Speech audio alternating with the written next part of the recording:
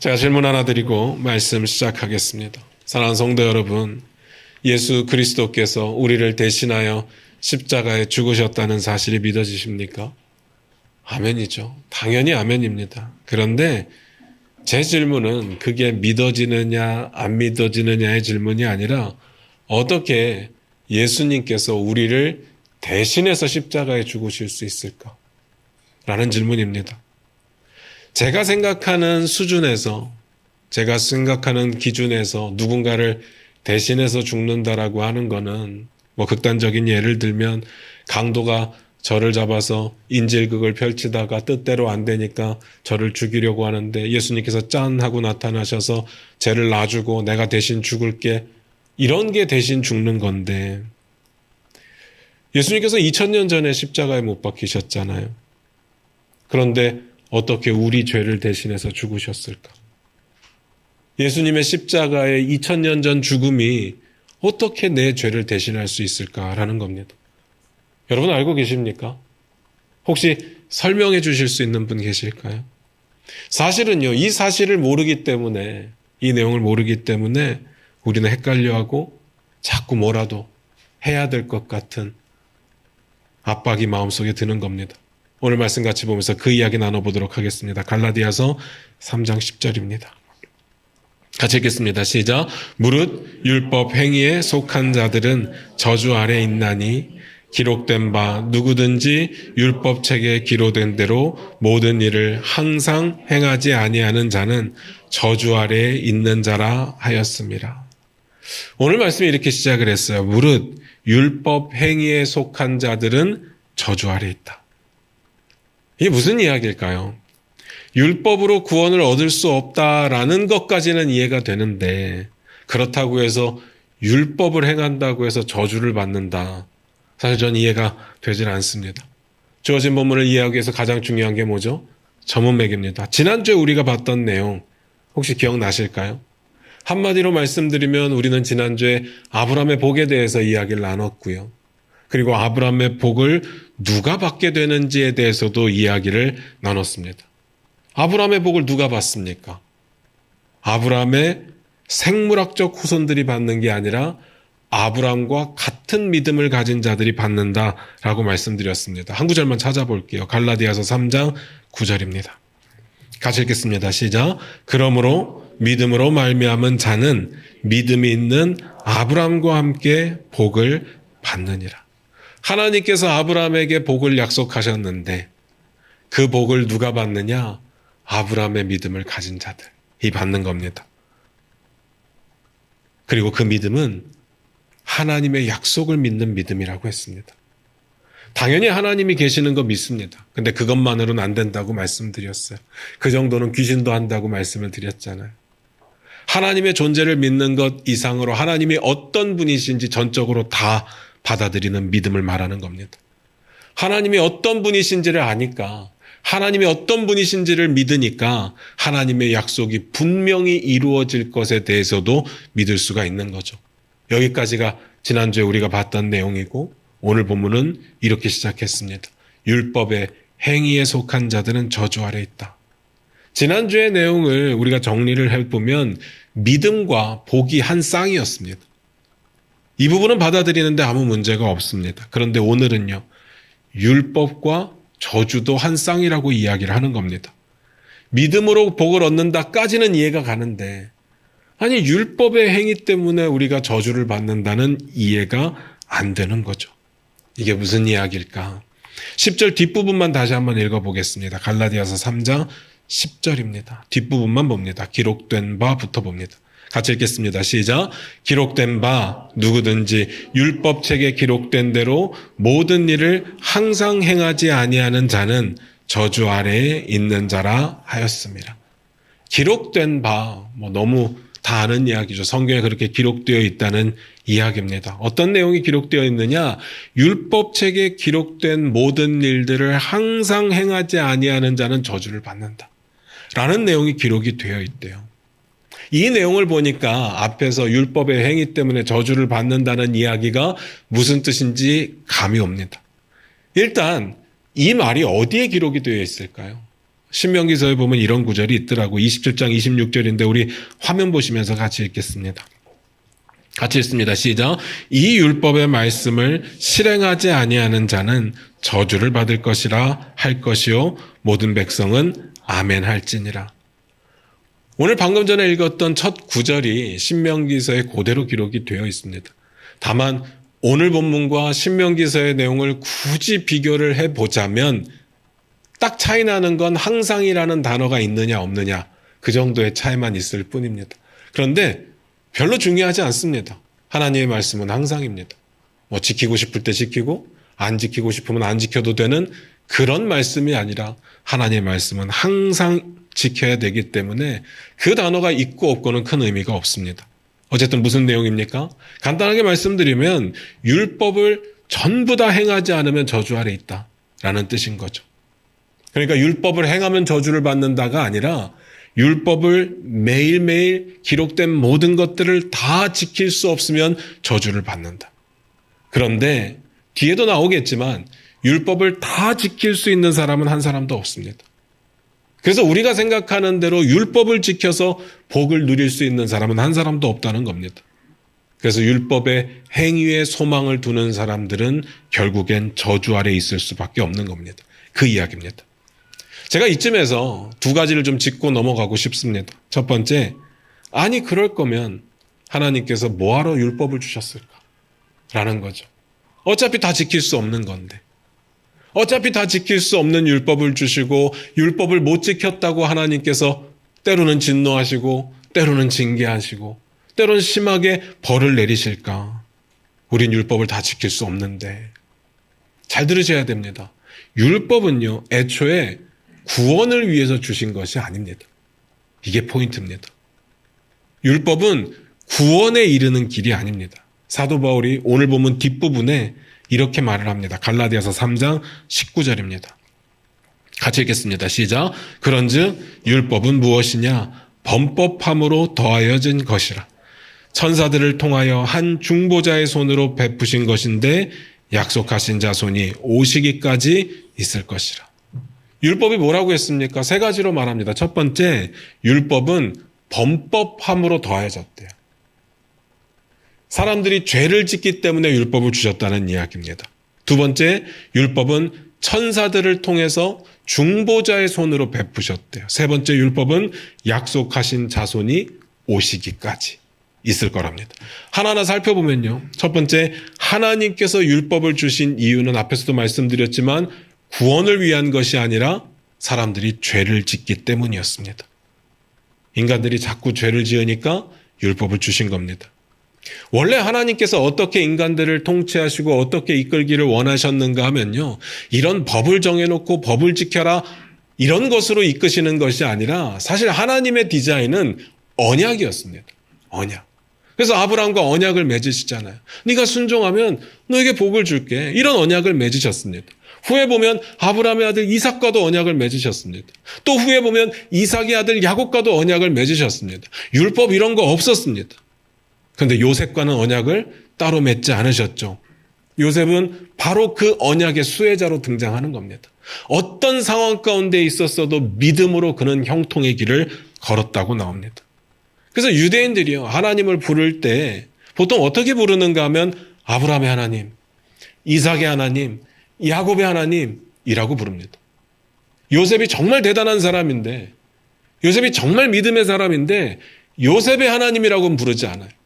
왜냐하면 요셉과는 언약을 하지 않았거든요. 그렇게 하나님께서는 언약을 주시고 그렇게 언약을 통해서 인간들을 이끌어가기를 원하셨습니다. 그런데 계속해서 인간들이 언약을 깨트리는 거예요. 계속해서 인간들이 죄를 짓는 겁니다. 그래서 죄가 무엇인지, 너희가 어떻게 할 때 그것이 죄가 되는지를 깨닫게 하기 위해서 율법을 주셨다. 율법은 그렇게 주어진 겁니다. 목적 자체가 다릅니다. 율법을 주신 목적에 우리를 구원에 이끄는 길은 없는 겁니다. 두 번째, 천사들을 통하여 중보자의 손으로 베푸셨다고 되어 있습니다. 여기서 중보자는 당연히 모세예요. 하나님께서는 모세를 통해서 율법을 주셨습니다. 우리는 이걸 다 알고 있습니다. 그런데 그 앞의 내용을 보니까 천사들을 통하여라고 되어 있습니다. 이게 무슨 말일까요? 잘 생각해 보시면요. 모세가 정말 대단한 사람이잖아요. 정말 믿음의 사람이고 항상 하나님과 동행했던 사람인데 생각해 보면 모세도 하나님의 얼굴을 본 적은 없어요. 출애굽기에 보면 이런 내용이 나옵니다. 모세가 하나님의 얼굴을 너무 보기 원해요. 그때 하나님께서 모세에게 이렇게 답을 주셨습니다. 출애굽기 33장 21절부터 23절입니다. 우리 화면 보시면서 같이 읽겠습니다. 같이 읽겠습니다. 시작. 여호와께서 또 이르시기를 보라, 내 곁에 한 장소가 있으니 너는 그 반석 위에 서라. 내 영광이 지나갈 때에 내가 너를 반석 틈에 두고 내가 지나도록 내 손으로 너를 덮었다가 손을 거두리니 내가 내 등을 볼 것이요 얼굴은 보지 못하리라. 모세가 하나님의 얼굴을 너무 보고 싶다고 하니까, 하나님을 대면하고 싶다고 하니까 하나님께서 하나님의 임재를 느끼게만 해주시겠다고 말을 한 겁니다. 너가 여기 반석 위에 서 있으면 내가 지나갈 때 너를 바위 틈에 숨겼다가 내가 손으로 덮었다가 내가 다 지나가고 난 다음에 그 손을 뗄 텐데 너가 나의 등을 볼 거야. 내 얼굴은 보지 못할 거야. 라고 이야기를 합니다. 아니, 하나님께서 왜 이렇게까지 하세요? 그냥 보여주면 되는 거 아니에요? 그 앞구절에 이런 내용이 있습니다. 출애굽기 33장 20절입니다. 같이 읽겠습니다. 시작. 또 이르시되 내가 내 얼굴을 보지 못하리니 나를 보고 살 자가 없습니다.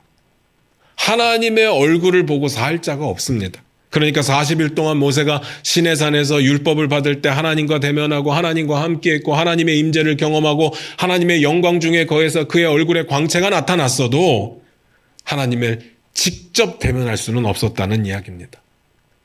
그러면 하나님께로부터 어떻게 율법을 받았을까요? 당연히 하나님의 사자로부터 하나님이 전하시는 메시지를 들을 수밖에 없었을 겁니다. 그 이야기입니다. 물론 그래서 율법이 하찮다, 아니면 그래서 좀 문제가 있다, 그런 이야기는 아닙니다. 다만 그런 한계가 있다라는 이야기죠. 그래서 세 번째, 그 율법은 약속하신 자손이 오시기까지랍니다. 뭐가요? 율법이요. 약속하신 자손이 누구예요? 당연히 예수 그리스도시죠. 율법은요, 예수 그리스도께서 오실 때까지입니다. 이 오실 때까지라는 말이 뭔지 정확하게 말하지는 않았어요. 근데 생각을 해보면 우리가 죄를 씻을 수 있는 방법이 이전에는 구약시대 제사를 통해서, 속죄의 제사를 통해서 한 번의 기회를 가지고 씻는 거고요. 또 죄를 지면 또 씻어야 되는 거고요. 그런데 이제는 달라졌죠. 예수 그리스도가 오신 이후에는 우리가 예수 그리스도를 통해서 모든 죄가 한꺼번에 용서를 받는 그런 기회를 얻게 됩니다. 아마 그 이야기가 아닐까요? 대신에 그 부분에 대해서는 밝히지 않았지만 여기서 사도 바울이 진짜로 하고 싶은 이야기가 뭔가 하면요. 첫 번째, 율법은 구원을 위해서 주신 것이 아니다. 두 번째, 그것조차도 예수 그리스도께서 오시기까지. 세 번째, 그러니까 당연히 율법을 통해서는 구원받을 수가 없고 예수 그리스도가 오신 지금은요, 오직 은혜, 오직 믿음으로 구원을 얻는다라는 거죠. 이 말을 하고 싶은 겁니다. 애초부터 율법은요, 구원을 위한 도구로 디자인된 게 아닙니다. 그러면 어떻게 우리는 구원을 얻습니까? 오직 은혜, 오직 믿음입니다. 그렇게 연결이 되죠. 여기까지는 이해가 되시죠? 또 두 번째, 짚고 넘어가고 싶은 부분이 있어요. 사도 바울이 지금 이 갈라디아서를 쓴 거잖아요. 아무도 율법으로 의롭게 될 수 없다, 이런 이야기를 썼습니다. 그런데 사도 바울이 빌립보서에서는 딴소리를 합니다. 한번 찾아서 읽어볼까요? 빌립보서 3장 6절입니다. 우리 화면 보시면서 같이 읽겠습니다. 시작. 열심으로는 교회를 박해하고 율법의 의로는 흠이 없는 자라. 이거 사도 바울이 자기 이야기하는 거거든요. 자기 이야기를 하면서 뭐라고 이야기를 했는가 하면 율법의 의로는 흠이 없대요. 그러면 최소한 사도 바울 한 사람만큼만은, 다른 사람들은 다 모르겠는데 사도 바울만큼만은 율법을 다 지켰다는 이야기 아닌가요? 그렇게 비춰질 수 있잖아요. 두 가지 가능성이 있습니다. 첫 번째, 그럴 수도 있죠. 잘 모르겠습니다. 사도 바울이 그렇게 말하니까 내가 본 적은 없고 그렇다고 쳐주겠습니다. 성경에서 율법을 다 지킬 사람이 없다고 말하지만 또 사도 바울이 한 이야기도 성경에 기록되어 있으니까 사도 바울은 가능했을지 모르겠다고 치겠습니다. 그런데 앞에서 말씀드린 대로 율법은요, 원래 구원을 위해서 주신 것이 아니기 때문에 정말 사도 바울이 대단해서 그 모든 율법을 다 지켰다 손치더라도 율법으로는 구원을 얻을 수가 없습니다. 두 번째 가능성은요. 저는 이 부분에 더 의미를 두고 싶은데요. 사도 바울이 이렇게 이야기를 했습니다. 내가 율법의 의로 흠이 없다 라고 이야기를 했어요. 그리고 사도 바울이요. 나는 율법을 한 번도 어긴 적이 없다 라고 하지는 않았습니다. 이게 무슨 차이가 있는지 아시겠습니까? 제가 앞에서 예수 그리스도께서 오시기까지라고 할 때 잠깐 설명을 드렸었는데 율법에는요. 속죄의 율법이 있습니다. 속죄의 제사를 드리는 율법이 있어요. 그래서 속죄의 제사를 통해서는 우리가 율법 중에 지키지 못한 것들, 그 죄에 대해서 속죄를 할 수 있었습니다. 그 속죄를 하고 나면 용서를 받는 거예요. 그 부분에 대해서 깨끗해지는 겁니다. 그러니까 사도 바울이 다 못 지켰어도 그 방법을 통해서 속죄의 제사를 열심히 드림으로 인해서 용서를 받았고, 그러니까 자신에게 율법의 의로 흠이 없다라고 말할 수 있다는 겁니다. 그런데 결국은 그걸로도 구원은 안 된다는 거죠. 여기서 하고 싶은 이야기는요. 율법으로는 이러거나 저러거나 아무리 열심히 지키거나 좀 못 지키거나 그것으로는 구원을 이룰 수 없다. 라는 이야기입니다. 그렇기 때문에 율법 아래 있다는 말은, 다시 말해서 여전히 우리가 율법을 지키며 살아야 된다는 말은 결국 아직 죄의 문제가 해결되지 않았다라는 이야기고, 율법에 소망을 두고 살아간다는 사람은요, 그렇기 때문에 저주 아래 있을 수밖에 없다는 뜻입니다. 여기까지 정리가 되십니까? 그래서 그 다음 구절에 결론적으로 이렇게 말합니다. 갈라디아서 3장 11절 12절입니다. 같이 읽겠습니다. 시작. 또 하나님 앞에서 아무도 율법으로 말미암아 의롭게 되지 못할 것이 분명하니 이는 의인은 믿음으로 살리라 하였습니다. 율법은 믿음에서 난 것이 아니니 율법을 행하는 자는 그 가운데서 살리라 하였느니라. 사도 바울이 다시 한번 정리를 해서 강조합니다. 하나님 앞에서 율법으로 의로워질 수 있는 사람 한 사람도 없다. 의인은 믿음으로 사는 거다. 율법은 믿음에서 나온 것이 아니기 때문에 율법으로는 의인이 될 수 없다. 이게 사도 바울의 결론입니다. 앞에서 말씀드렸던, 우리가 짝을 지었던 한 쌍식이 있었잖아요. 믿음은 복이고 율법은 저주이고, 그 이야기를 하는 겁니다. 자, 그렇다면 여기서 좀 질문을 던져보고 싶습니다. 우리가 어떻게 저주를 벗어나서 그 복을 누릴 수 있을까요? 우리는 어떻게 죄의 문제를 벗어나서 하나님이 허락하시는 복을 누릴 수 있을까요? 정답은 다 알고 있습니다. 믿음밖에는 없습니다. 믿음밖에는. 우리가 믿음으로 구원을 얻는다는 건 다 알고 있습니다. 그런데 믿음이 어떻게 우리를 저주에서 벗어나게 하냐고요. 다시, 믿음이 어떻게 구원을 받는 통로가 되냐고요. 믿음이 뭔데? 믿음이 우리의 의가 아니라면서요. 갈라디아서 3장 13절입니다. 이 부분이 중요합니다. 같이 읽겠습니다. 시작. 그리스도께서 우리를 위하여 저주를 받은 바 되사 율법의 저주에서 우리를 속량하셨으니 기록된 바 나무에 달린 자마다 저주 아래에 있는 자라 하였습니다. 뭐라고 되어 있습니까? 그리스도께서 우리를 위하여 저주를 받은 바 되셨다.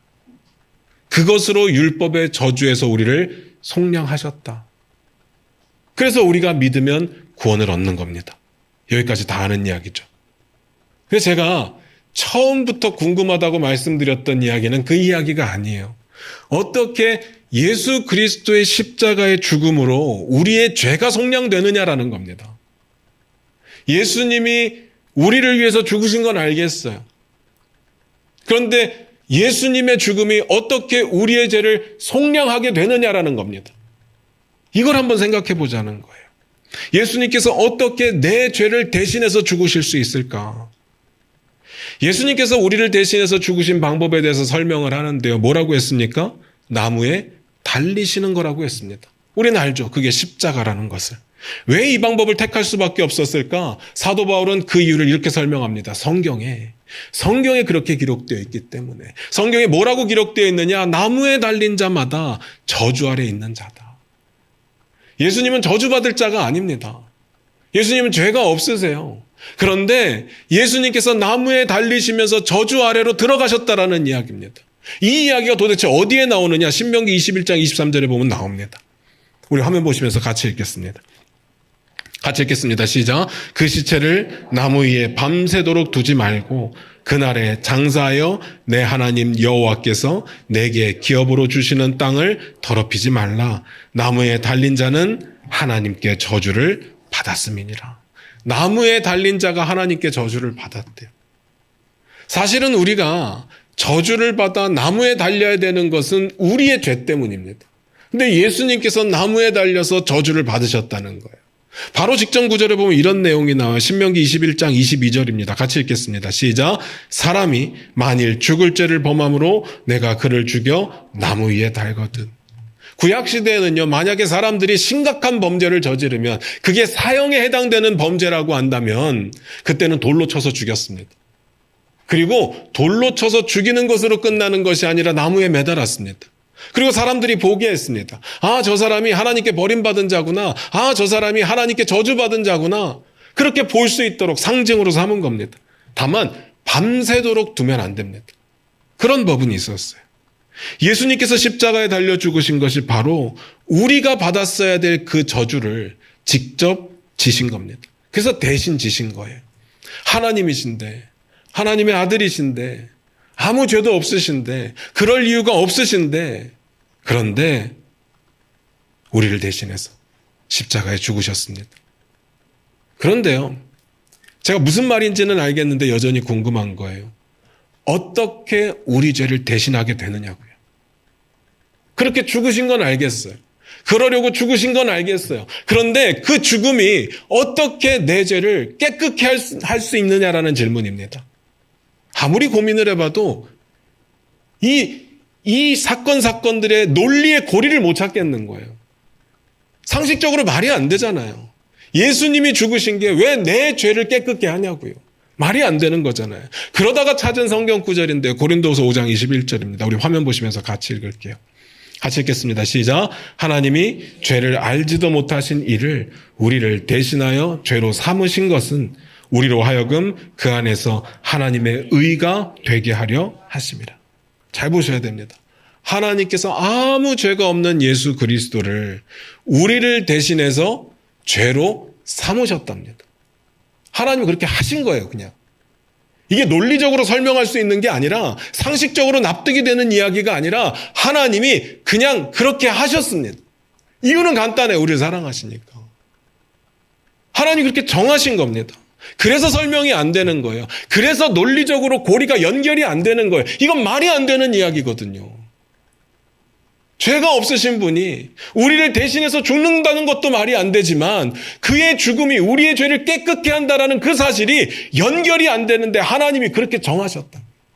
온 우주의 통치자 되시고 온 우주의 주관자 되시고 마지막 날의 심판자가 되실 하나님이 그렇게 정하셨습니다.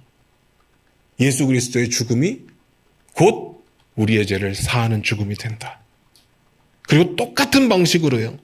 그리스도의 죽음이 우리의 의가 되게 하셨다라고 이야기합니다. 진짜 중요한 이야기입니다. 이것도 하나님이 그렇게 하셨습니다. 아니 그리스도께서 죽으셨는데 내 죄를 용서받는 것까지는 알겠는데 내가 왜 의인이야? 우리는 설명할 수 없지만 하나님이 그렇게 정하셨답니다. 그래서 설명이 안 되는 거예요. 말이 안 되는 걸 하나님께서 하셨기 때문에. 그래서 이건요.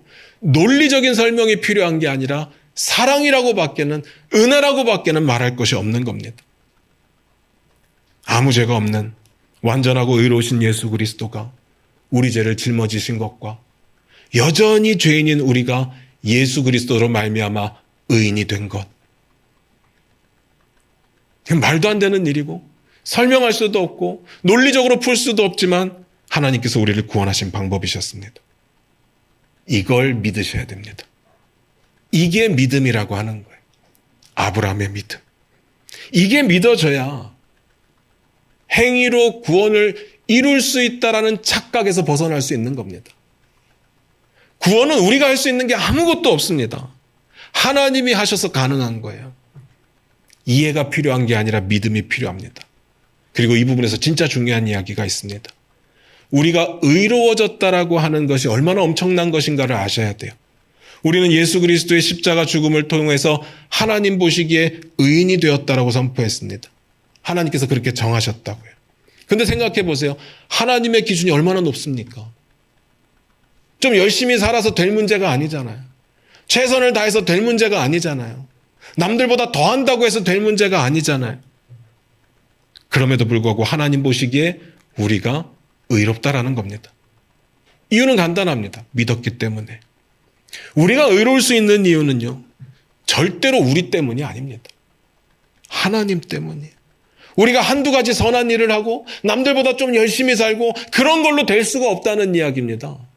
안 되는 일을 하나님이 되게 하셨다라는 거예요. 그래서 이건 예수 그리스도 안에서만 가능한 겁니다. 예수 그리스도의 십자가 사건 때문에 가능한 겁니다. 그리고 우리는 그저 믿었기 때문에 그 구원을 받는 겁니다. 구원은요, 그리스도 안에서 가능합니다. 지난 2주 동안 제가 계속해서 강조했던 이야기가 뭡니까?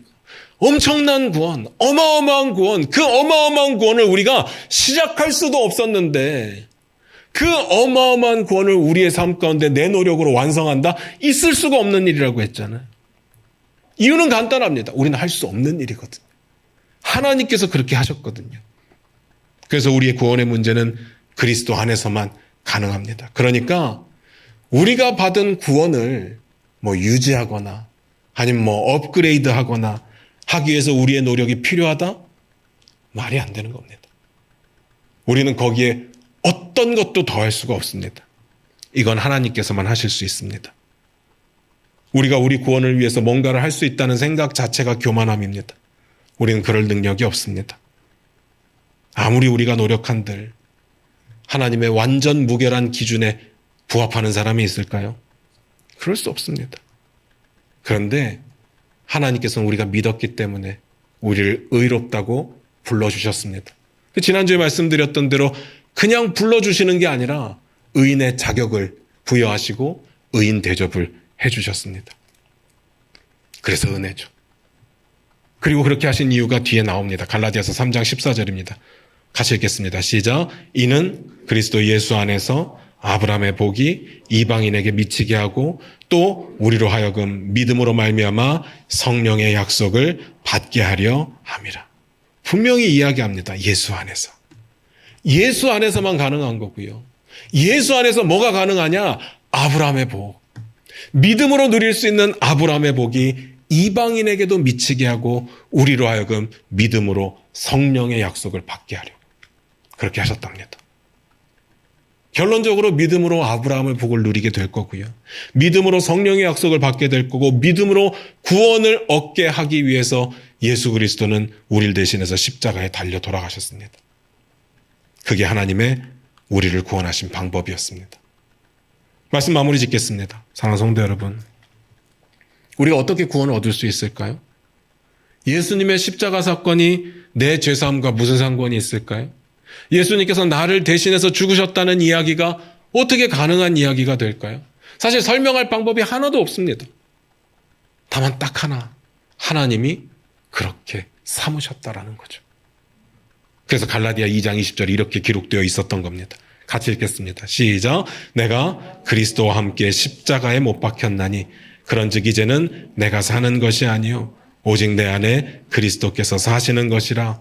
이제 내가 육체 가운데 사는 것은 나를 사랑하사 나를 위하여 자기 자신을 버리신 하나님의 아들을 믿는 믿음 안에서 사는 것이라. 2000년 전에 예수 그리스도의 십자가 죽음과 지금 2000년 후에 살아가고 있는 나의 죄가 용서받는 일이 어떻게 연결이 되느냐. 우린 설명할 수 없지만 하나님은 그렇게 정하셨기 때문에 예수님이 2000년 전에 십자가에 달려 죽으실 때 나도 함께 그 십자가에 달려 죽었던 겁니다. 내 죄도 그 십자가에 달려 사함을 얻었던 겁니다. 그리고 우리는 믿음으로 말미암아 은혜로 구원을 얻게 됩니다.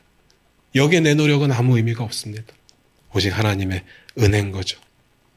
저는 이 이야기가요, 이 구원의 스토리가 저의 마음과 여러분의 마음을 좀 가득 채웠으면 좋겠습니다. 우리의 능력이 아닌 거잖아요. 우리의 노력이 아닌 거잖아요. 우리가 구원을 얻기 위해서 뭘 한 게 없잖아요.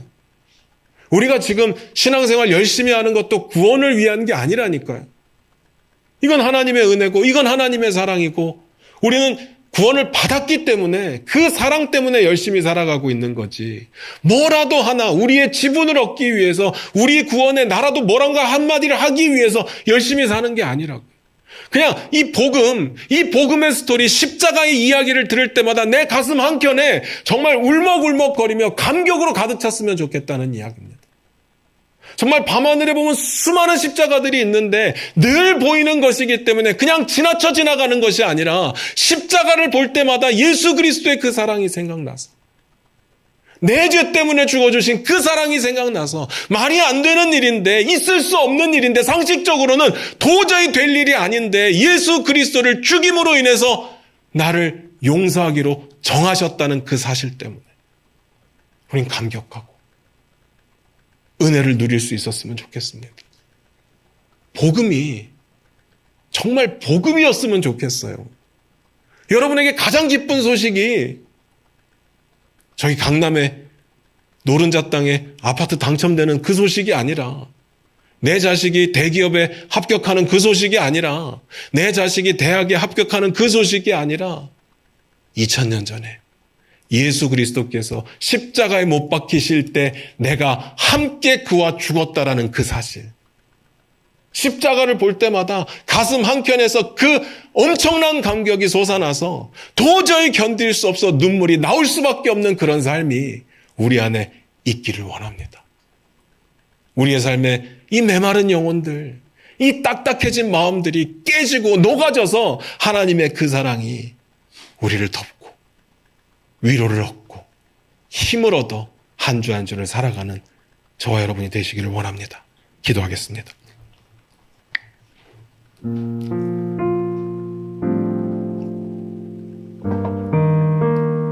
우리 반주 들으시면서 잠깐 한번 기도하기를 원합니다. 혹시 여전히 우리의 구원에 내 지분이 있다고 생각하시는 걸까요? 그래도 내가 남들보단 좀 잘 살았으니까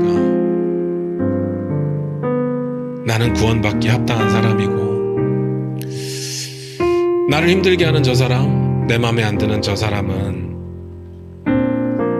구원을 받으려면 뭔가 다른 걸 좀 해야 자신의 회개에 대한 증명이 좀 있어야 구원을 받은 걸로 인정해 줄 수 있을까요?